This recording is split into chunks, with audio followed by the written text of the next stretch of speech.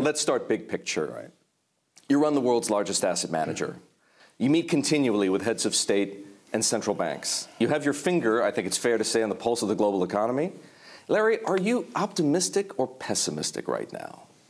I would say relative to the mood of the markets, I'm probably a little more optimistic. Why? Because I don't think the world is that bad. I mean, it's not as good as we thought when we entered 2018, and we had a huge rally in the first quarter. And then throughout 18, the market started falling and dissipating, and then we had a real crescendo in the fourth quarter, and we saw a real capitulation by so many investors pulling out.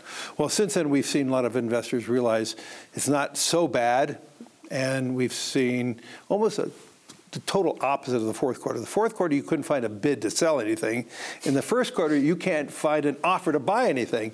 And that just tells you I would say, the tension of the marketplace. Mm-hmm. But let's review the world. Okay, China is slowing. It's slowing to 6%. Okay, that's not so bad. Well, that's what they say.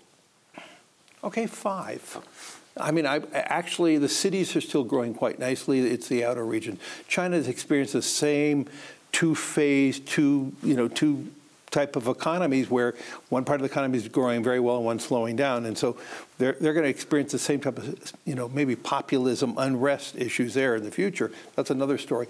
Japan's growing at 1%. Southeast Asia is actually growing quite nicely. You're seeing supply chains moving from China into the Southeast Asia region. You have Europe, which compared to where we were January or March of 2018, we were much more pessimistic, and I'm very worried about Europe. That doesn't mean Europe's going to be into a recession in 2019, but it's not going to be, maybe, just maybe it's a 1% growth, probably closer to 0. And the U.S., we had the sugar high from the tax reforms, and we all anticipated that the economy will slow down after the sugar high, and that's what's happening. But where's the U.S. economy this year? 2.5, 2.6, 2.7. It's not so bad. Consumer confidence is still good. And so I would almost call this a Goldilocks moment where it's not so bad, it's not so good. Central bank behaviors are probably more on the dovish side now from where they were in the fourth quarter. So I would say it's a time for investors to be a little more relaxed. I don't think we're going to go, much higher than we are today. And you mean stock prices? Markets, but we're going to be fine. What I worry about still is rising populism, which in what we're witnessing from rising populism, we're seeing shorter-term behaviors by governments. And, I talk quite a bit about long-term behaviors. You do. And it gets harder and harder when you see governments are becoming more and more short-term. Getting back to China for a minute, we may debate where the economy is going, but it is fair to say the Chinese leaders are focusing still on the long term.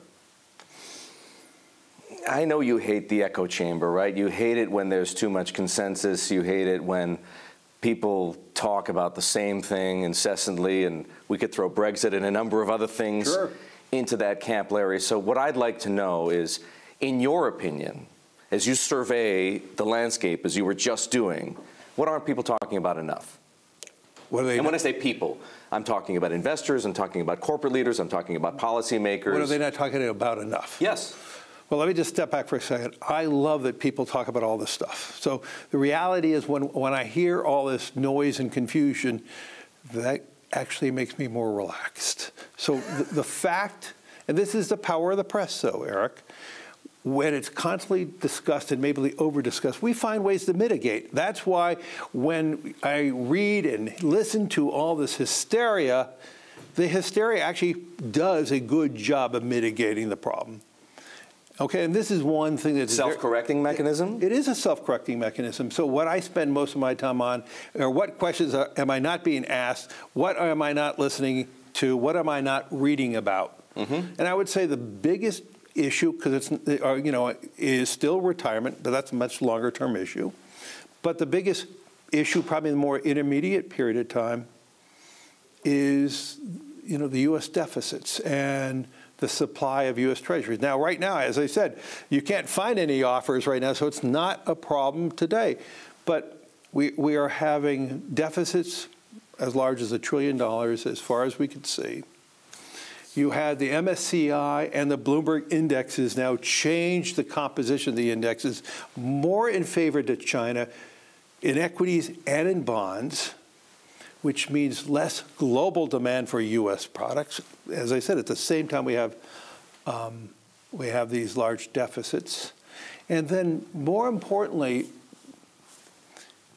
if there is a comprehensive trade agreement between the U.S. and China does indeed reduce its trade surplus with the United States, which is one of the main objectives, China does not need to then sterilize its currency by buying U.S. Treasuries. And so this is going to be a big issue, and no one is talking about that at all.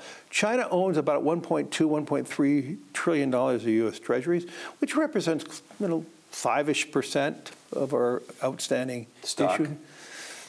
Of debt.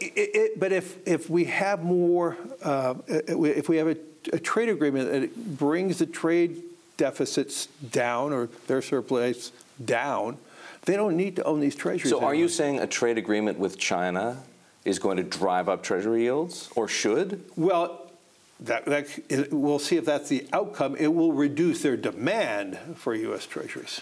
Well, supply and demand being equal, if there's no other buyer for, is there I'll just ask the question, is there another buyer for Treasuries? Right now there's plenty of buyers. We're sitting at, a 270, whatever, 4, I haven't checked today. So you would say there's plenty of demand for U.S. Treasury. My worry about in the next few years as deficits persist, we're going to see more foreigners buying different, just because of the composition of the indexes. China, because of the trade surplus decline, there could be a moment in time where U.S. Treasuries have to go higher in yield because we have a supply problem. Is that 10 basis points? Is that 25 basis points? Is that 50? Is there a point in time where the supply of Treasuries become to satisfy the, to find the demand, let's assume, at a certain level? Does that mean Treasuries are too high and does that harm the economy? So what you're telling me indirectly is modern monetary theory isn't going to take care of this problem. Oh, that's. I was going to say something I shouldn't say on television. That's garbage. You're with Jay Powell on this one. Yeah, it doesn't. Yeah, raising taxes doesn't. Raising taxes does not help modern economic growth. And more importantly, yes, I'm a big believer that deficits do matter. I'm a big believer that deficits are going to be driving interest rates much higher, and it could drive it to an unsustainable level. Now, I did hear the theory is, in modern theory is about, until we see deficits harm, that will tell us deficits are too high. To me, as a parent, it's like watching your children have bad behaviors, and you just watch and watch and watch and watch until that behavior becomes monumental.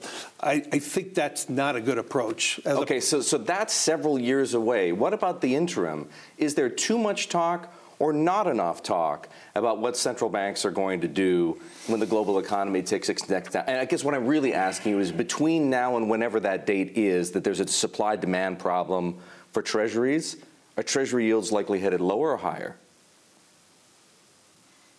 I don't see any inflation at the moment, and I don't see the economies falling out of bed. So I would say we are going to be in a pretty tight range of 250 to 3%, maybe 250 to 3.25%. I don't see any reason to have for this trading range to break out. Okay, that's back in the U.S. What about here in Europe? Are we witnessing the Japanification of the Eurozone? So getting back to your question related to central bank behavior, central bank behavior is more responding now also not just to the economy, but also, we're seeing a rise of populism. We're seeing in Europe, in my mind, we're seeing real structural issues now becoming, rising to the top again. We still have, we don't have a organized European response. And so the only game in town again is still the central bank. We'll find out, I guess, in a few hours what the central bank's going to be doing. You're asking me in front of the central banks. Well, no, I'm not asking about just today. But I believe we need a crisis in Europe to really fix Europe.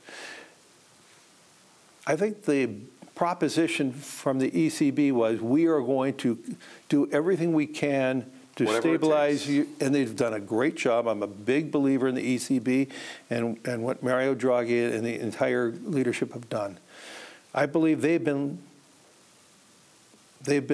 left standing isolated in Europe.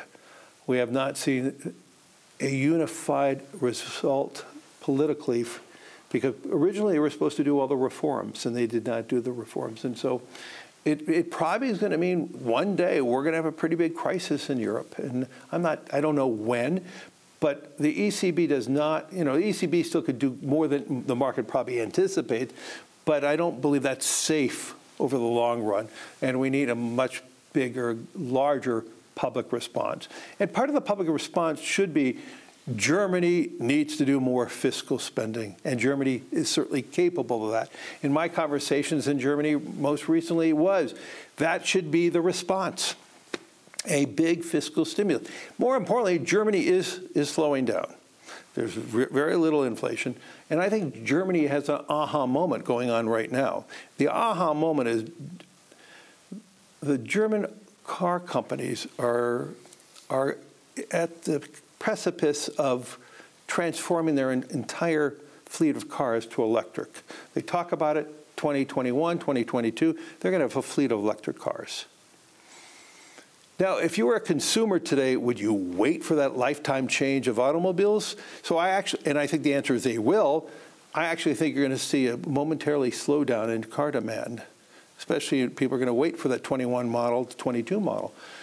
If I was sitting in Germany today, I would be focusing on things like making sure our cities, our autobahns are prepared for the electrification of cars. That could be a great fiscal spending. They could be really transforming their cities right now. They certainly have the ability. Have you talked to the German leadership about this? I have spoken to many people in Germany about it. I'm not going to respond to who I spoke to, but a lot. And this is the conversation we're having. This is an ideal time for fiscal spending in Germany because you're going to see the slowdown temporarily. It's not a long-term total. It's just a giant change in the cars themselves. And so, what about fiscal spending in the United States? You've been outspoken, right, on the risks of equality. You've been outspoken on populism as a global problem. Yes.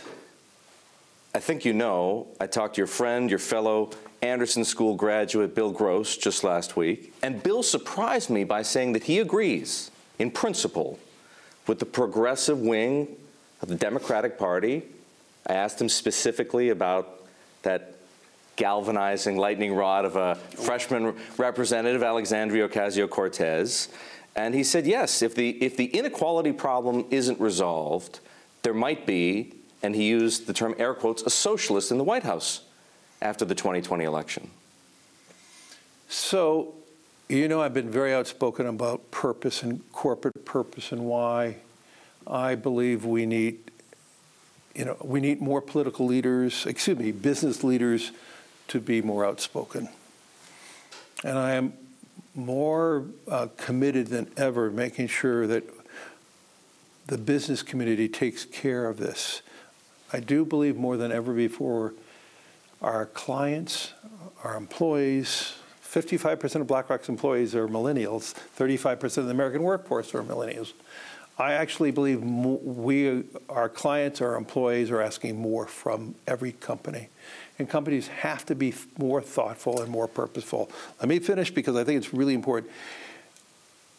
The reason why I'm so vibrant on the subject matter, because if we don't transform how we do business, then we may see a government telling us what to do.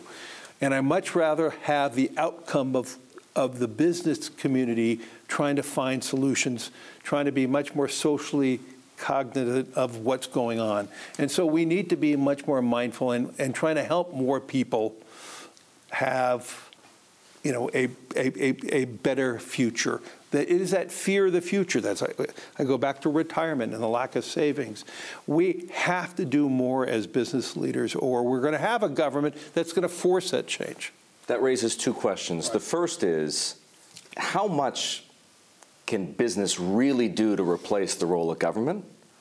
Good question. And secondly, what are the prospects that you can communicate that and actually find common ground with the likes of AOC, with the likes of an Elizabeth Warren or a Bernie Sanders, for example, such that they'll actually listen to you and maybe believe you and come around to a less critical point of view on the role of corporate America and Wall Street? Well, I don't know if I'm going to ever be, if I'm capable of changing anyone's opinion. And that is not my objective. My objective is to try to have more businesses focusing on trying to do the right thing. I do believe on the margin more business leaders are focusing on this. On the margin there is change. I think the conversations we had 7 years ago never had these type of elements. The conversations 20 years, nothing. So I would argue maybe too slow, but there is change going on. Our clients are demanding it. Our shareholders are demanding it. And most importantly, our employees are demanding it. And I think this is across every company. And I spent a lot of time with different CEOs, and they are spending more time. How do we try to create more inclusive capitalism? And I do believe that is going to be the key characteristic over the next 10 years. And whether it's a political outcome and they do it faster, I believe that may not, depending on what the policies are, that may or may not be the right outcome. Right now, the Democratic Party is seeing, every day a new candidate. We'll see in the next 6 to 8 months who are going to be the leading candidates. I would just remind everybody, and I know you know this, Erik, the Democratic Party won control of the House by having more moderates, or more centrists.